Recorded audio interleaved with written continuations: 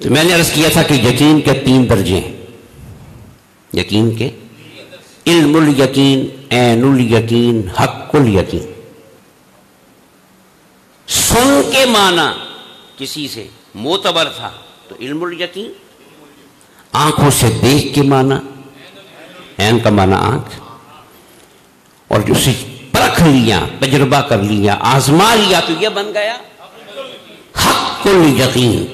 مٹکے میں مٹکا بند تھا، اوپر ڈھکن تھا، آپ کو پتہ نہیں اس میں کیا ہے، کسی سے آپ نے پوچھا کہ اس میں، اب بتانے والا معتبر ہے، اس نے کہا اس میں پانی ہے، آپ کو یقین ہو گیا کیونکہ بتانے والا بندہ معتبر ہے، قابل اعتماد ہے، تو آپ کو یقین ہو گیا کہ اس میں، تو یہ کیا ہے؟ علم الیقین. پھر آپ نے ڈھکن ہٹایا، آنکھوں سے دیکھا، ہاں پانی ہے، یہ بن گیا. پھر آپ نے اسے نکالا، ہاتھوں پہ ڈالا، چہرے پہ ڈالا، پی کے دیکھا، اب کیا ہو گیا؟ اب یقین کامل ہو گیا. اب اس کے بعد شک کی کوئی گنجائش. تو دین کا آغاز ایمان سے ہوتا ہے. ایمان نام ہے یقین کا، اور یقین کے 3 درجے ہیں. اب یاد رکھیے، حضرت آدم سے لے کے حضرت عیسیٰ تک سب کا ایمان علم الیقین کے درجے کا تھا. کیا؟ کیونکہ انہوں نے جبریل سے سن کے مانا تھا. کس سے؟ کسی نے دیکھا تھا؟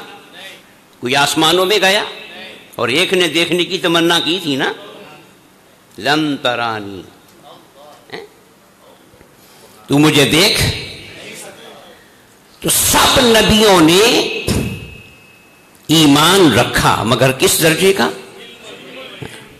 اب شب معراج مولا نے مصطفیٰ سے کہا کہ جب تیری ہر صفت کامل ہے تو پھر یقین بھی کامل نہ کر دے، پھر ایمان بھی کامل کر دے. سب کا ایمان علم الیقین کے درجے کا تھا، اور تو نبیوں کا نبی ہے. تو پھر آ میری بارگاہ میں. مولا نے جبریل سے سن کے مانا، غار حرا میں وحی آئی، پھر وحی آتی رہی. ٹھیک ہے، تو یہ کون سا ایمان تھا؟ پھر جب شب معراج سر کی آنکھوں سے دیکھا، رأیت ربی فی احسن صورہ، آقا فرماتے ہیں کہ میں نے اپنے رب کو دیکھا حسین ترین شکل میں. اس سجیوں کھبیوں نہیں، کوئی تھوڑا سا نہیں، جھلک ملک، بلکہ فی احسن صورہ، فی احسن صورہ، حسین ترین شکل میں نے اپنے رب کو سر کی آنکھوں سے دیکھ لیا. اب کیا بن گیا؟ ایمان. بولیں، کیونکہ آنکھوں سے یہ میرا رب ہے. اب ایمان بڑھ گیا. پھر آقا کیا فرماتے ہیں کہ مولا نے اپنے دونوں ہاتھ میرے یہاں شانے پہ رکھے. کیا رکھے؟ اب شانہ نور کا نہیں ہوتا، اب دیکھتے جائیں نا. شانہ، بولیں، یہ شانہ روح کا حصہ نہیں ہے، جسم کا حصہ ہے، جسم بشر کا اور جسم خاکی کا. تو آقا فرماتے ہیں کہ مولا نے اپنی شان کے مطابق اپنا دست مبارک میرے شانے پہ رکھا. فوجدت بردہا، آقا فرماتے ہیں میں نے اس کی ٹھنڈک کو بھی محسوس کر دیا. پورے وجود میں کیا پڑ گئی؟ کیا پڑ گئی؟ ٹھنڈک پڑ گئی. کچھ اور مصطفیٰ لائے نہ لائے، ارے ٹھنڈک تو لے کے آیا، محسوس کر کے آیا. آنکھوں نے دیکھا اور وجود نے ٹھنڈک کو، اور جب ٹھنڈک محسوس کی تو ہوا کیا؟ یہاں پھر وہی بات، الحمدللہ رب العالمین. آقا فرماتے ہیں کہ جب میں نے خدا کے دست مبارک کی ٹھنڈک کو محسوس کیا تو فعلمت ما فی السماوات و ما فی الارض، تو پھر زمین و آسمان میں جو کچھ تھا وہ سارے کا سارا میں نے جان لیا۔ تو ٹھنڈک سے کیا ملا؟ بولیے کیا ملا؟ اب بات سمجھ میں آئی؟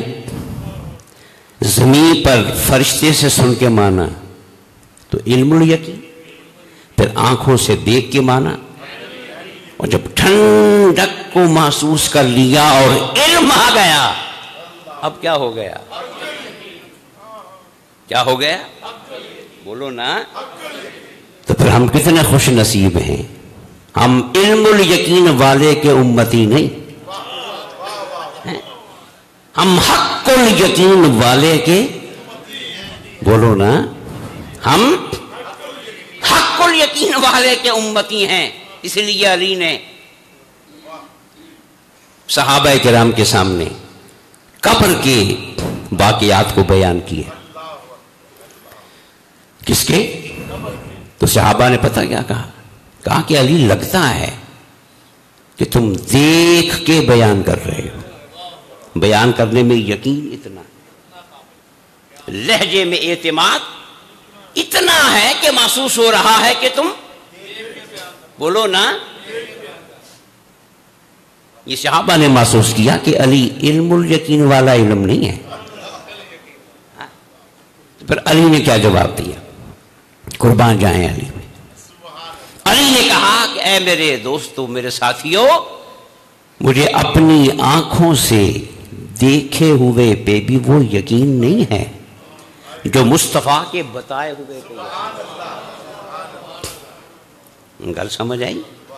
مجھے اپنی دیکھے ہوئے پہ بھی وہ یقین جو مصطفیٰ کے، یہی ابو بکر نے کہا تھا ابو جہل سے کہ اگر یہ جملہ میرے یار نے کہا ہے تو میں مانتا ہوں، اگرچہ میرا دیکھنا اس کے خلاف ہے، میرا تجربہ اس کے، مگر سارے تجربے ہیچ ہیں، مصطفیٰ کا کلام سب پہ فائق ہے۔